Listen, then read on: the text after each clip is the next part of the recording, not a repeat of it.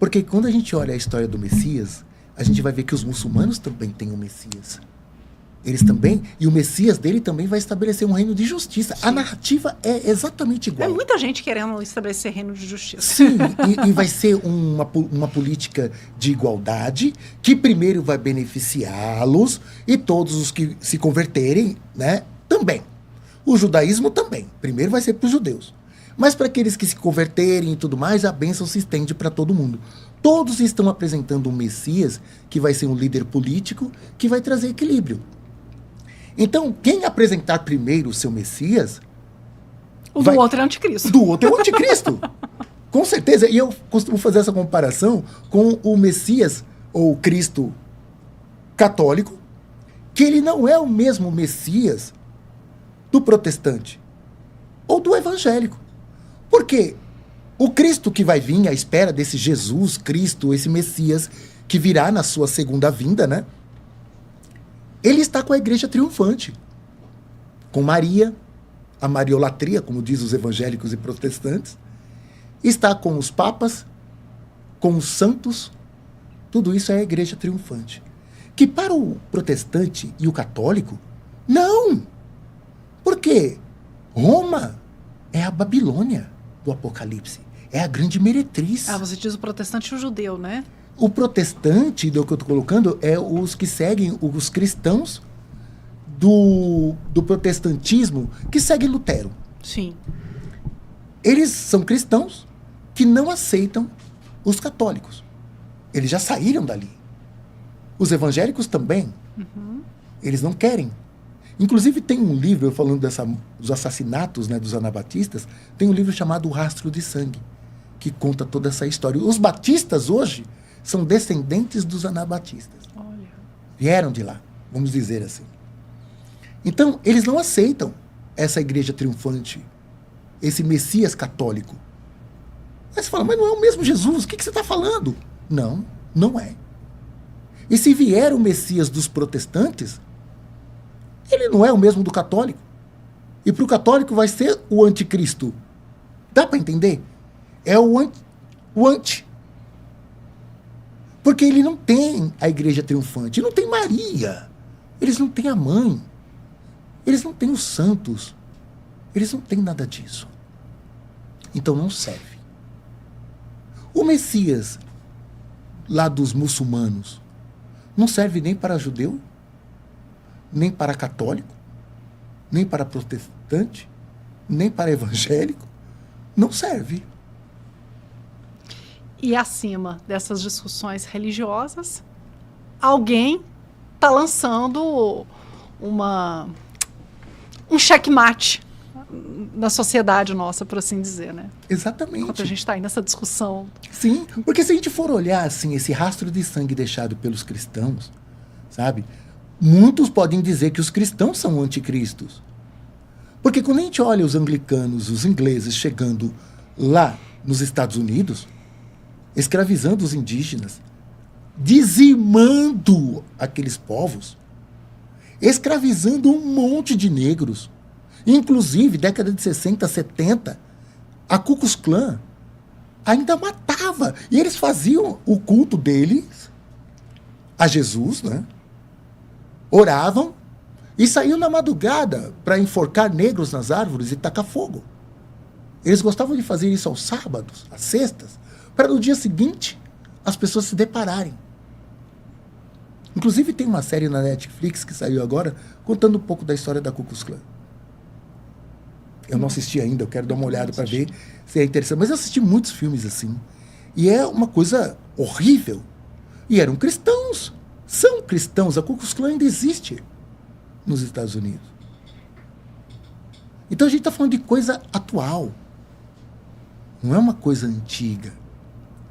Então, esses cristãos, eles já mataram mais que o Bigodinho.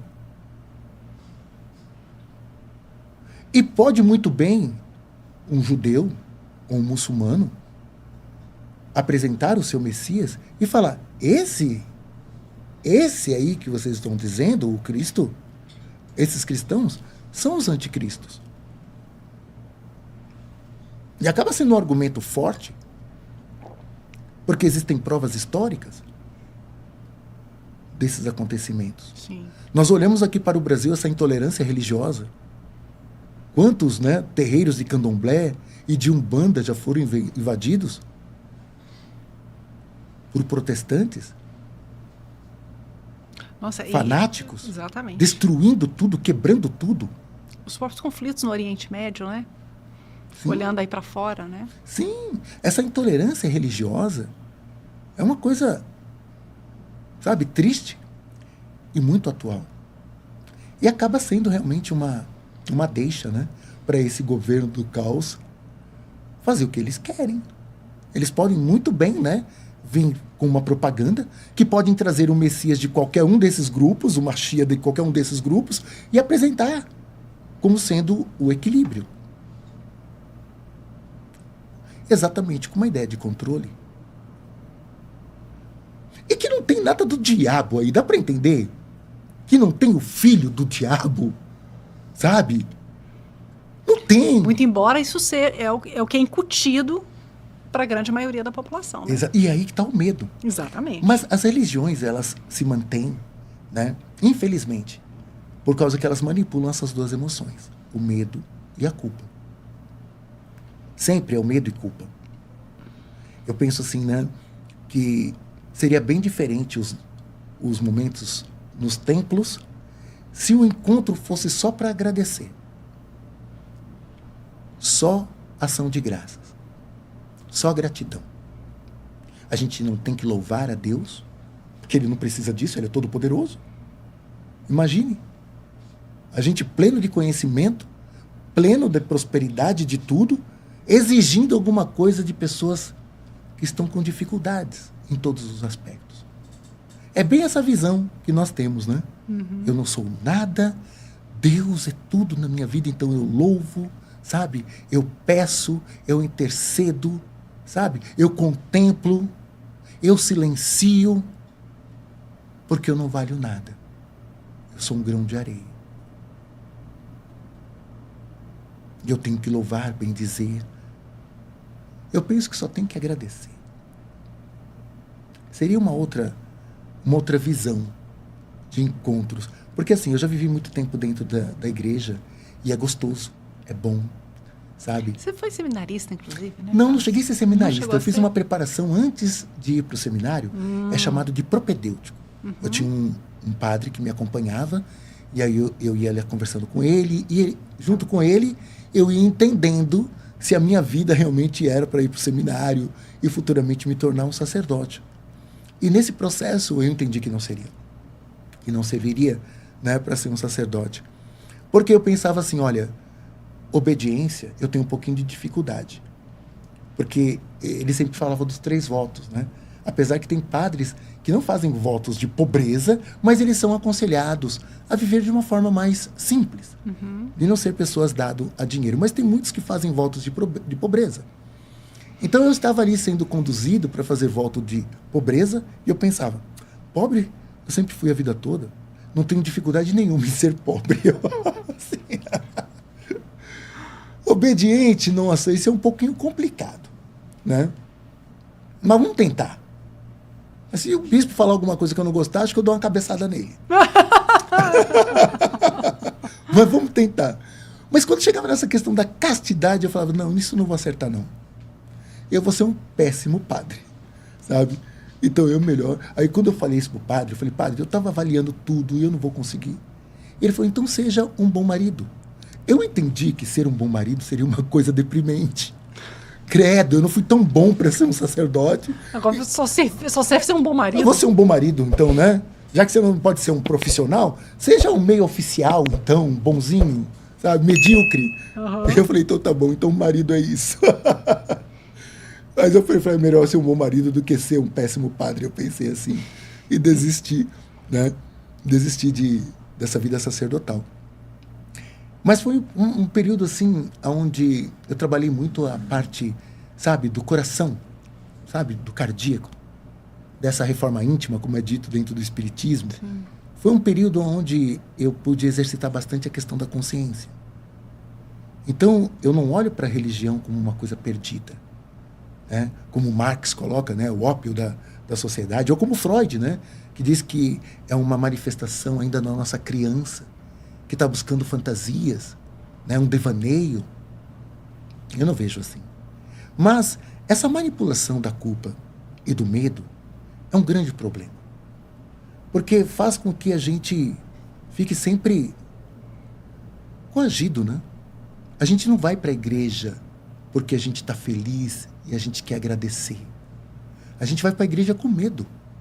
Tinha um padre que no final da missa, ele falava, gente, domingo sem missa, semana sem graça. E eu não gostava. Enquanto as pessoas riam, eu não gostava daquilo, porque sem graça é um desgraçado. Então, se você não vai à missa, você é um desgraçado. E se eu não quero? E o que é, então, das outras religiões? Interessante que a religião Yorubá, quando chega aqui no Brasil, eles trazem o orixá, o Exu, e numa das suas imagens ele é representado com um falo bem avantajado. Assim como os muitos deuses de outros povos. E deusas, né? As deusas são representadas com ancas, né? Bem avantajadas e às vezes grávidas, né? A gente vai lá para períodos dos Paleolítico, Neolítico, encontramos pinturas, né? E até mesmo algumas estátuas, imagens de Deus com o falo bem ali e a deusa com ancas, mostrando a fertilidade, né? A vida, essa é a representação. Mas quando os católicos olham para o Exu, falam, isso é o demônio. E demonizaram o Yorixá. Sabia que lá no Yorubá não tem demônio? Não tem antítese. O Deus Todo-Poderoso e Criador e esses deuses que estão junto com ele, cada um atuando numa realidade, eles não têm um algoz. Uau! Uma vez eu vi uma Yalorixá falando, cristãos, para de perseguir a gente, dizendo que a gente cultua o demônio. Na nossa religião não tem demônio, o demônio é de vocês. Eu achei aquilo o máximo. E é verdade. Essa construção do demônio foi vindo, né? E eles precisaram construir esse demônio para tirar de Deus esse Ra. Uhum. E o dualismo persa ajudou para isso. Sim. O demônio possibilitou personificar isso. Exato. E esse demônio tem um filho. No Apocalipse, aí vem o filho do demônio. Você imagina só, pegando essa análise muito interessante sua, né, de que a religião vai se basear na culpa e no medo. Você imagina o medo que a figura do demônio tem e você ainda pensar que um filho dele pode caminhar sobre a terra. Sim. O tamanho do desespero, né, que isso causa, né? Exato. E existem várias vertentes. E a manipulação que isso permite. Exato. E existem várias vertentes teológicas, né, que nasceram depois, né, do protestantismo, da reforma protestante. Um deles foi o Calvino, João Calvino. Ele vem, claro, pegando esses textos bíblicos, né, essa história de Esaú, que mostra a questão do escolhido, daquele que está realmente o eleito e aquele que foi realmente rechaçado desde o princípio. Ele pega algumas narrativas de Paulo, porque o Paulo é aquele que realmente fala forte sobre essa questão dos predestinados. Então, o João Calvino, ele começa a sua narrativa falando disso, da tulipe, sabe? Dos 5. E essa predestinação. Até aqueles que foram predestinados para serem salvos, eles não podem resistir. Exemplo, se eu estou lá no livro da vida, se o meu nome está lá, e eu falo a minha vida toda, eu não quero esse Deus, eu não quero esse Jesus, eu não quero, vai chegar uma hora que eu vou falar assim, eu quero. Eu não consigo. Porque é mais você tá forte do que eu, porque o meu nome está lá. O meu nome está lá. Um resumo, né? Mas depois vem Armínio. Aí o calvinismo e o arminianismo. Ele já contradiz completamente a narrativa de Calvino. É a antítese. Ele já vem com uma outra narrativa que a gente pode sim resistir essa salvação. Que não existe os eleitos para ir para o céu. Ele até pega alguns textos, né, como Jesus, quando Evangelho de João, né, quando ele olha para Jerusalém, a narrativa bíblica, ó Jerusalém, como eu gostaria de acolhê-los, como a galinha acolhe os seus pintinhos debaixo das suas asas. Mas vocês não quiseram. E o versículo mais curto da Bíblia está: e Jesus chorou. Então Armínio, ele pega esses textos e outros, esse texto e outros, né, para provar que é possível resistir essa salvação. Olha só quantas correntes teológicas existem. Baseadas numa mesma raiz, né, inicial. Sim. A gente pega essa situação que acontece, né, que é muito triste aqui no Brasil, o feminicídio e violência doméstica. Na estatística, a grande maioria são mulheres cristãs. Aí você pergunta, mas por quê? Ah, não, porque o Brasil existe muito mais cristão do que qualquer outra coisa. Não. Além dessa estatística, são mulheres cristãs. Porque essa submissão, essa ideia, volta para casa, seu marido está quebrando tudo, volta para casa e ore pelo teu marido, minha irmã. Você não está orando corretamente. Dobra teu joelho. Foi o marido que Deus te deu. Você não orou? Deus te deu essa cruz. Então sofra no seu casamento. Assim como Cristo sofreu por nós. E morreu por nós. Essa narrativa está ali.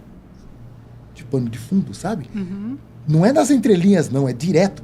Mas está ecoando na cabeça dessa cristã. E ela volta para casa. E é morta. Vai falar com o pastor ou com a pastora. E é diferente as igrejas na Europa. É diferente as igrejas nos Estados Unidos. Não tem isso. Mas aqui da América Latina, com todo esse atraso, essa é a narrativa. E é interessante também que pacientes, né, psiquiátricos, a grande maioria são cristãos também. De tanto serem reprimidos por medo e culpa. Medo, culpa, o diabo vai te carregar. Eu, como terapeuta, como eu atendo cristãos? Como eu atendo cristãos? E todos com a mesma narrativa. Reprimido toda a vida na sua afetividade, na sua sexualidade. Com medo do inferno. Uma inadequação total. Tudo que ele pensa ou faz está errado. E para... Calma. Não, mas está escrito na Bíblia. Eu entendo. Mas olha, isso aí tem uma manipulação aqui, tem uma manipulação ali. Sério, Não, fica tranquilo. Ah, mas como eu posso ficar assim tranquilo e ir para o culto, e ir para as missas, né? Porque lá eu escuto essa narrativa. Eu falo, continue indo, mas não pegue isso para você. Você gosta de estar? Gosto dos meus irmãos, gosto de estar com os meus amigos. Então, tudo bem. É só você não pegar isso para você. Não vá para a missa ou para o culto pensando que o diabo vai te carregar. Porque por trás disso se revela, então, uma manipulação no micro, né, pegando um caso de pacientes seus, né, de uma realidade que você enfrenta como terapeuta, e no macro enquanto sociedade, né? Exato. Exato. Então, assim, tem esse lado, né, que nós vemos, principalmente dentro das religiões cristãs, que estão sempre trabalhando. E o medo, né, da igreja ficar fechada. Porque é um dogma. Sabia que é um dogma acreditar no demônio? Sim. Eu não sou um bom cristão se eu não aceitar esse dogma. Sim. É incrível isso. São pilares para a igreja católica e para outras igrejas cristãs. Né? Se tirar o demônio, não tem o cristianismo. Parece que não tem Jesus. Não tem. Não tem as bases da religião. Precisa, né? Para ter o Ahura Mazda, tem que ter o Arimã. Sim.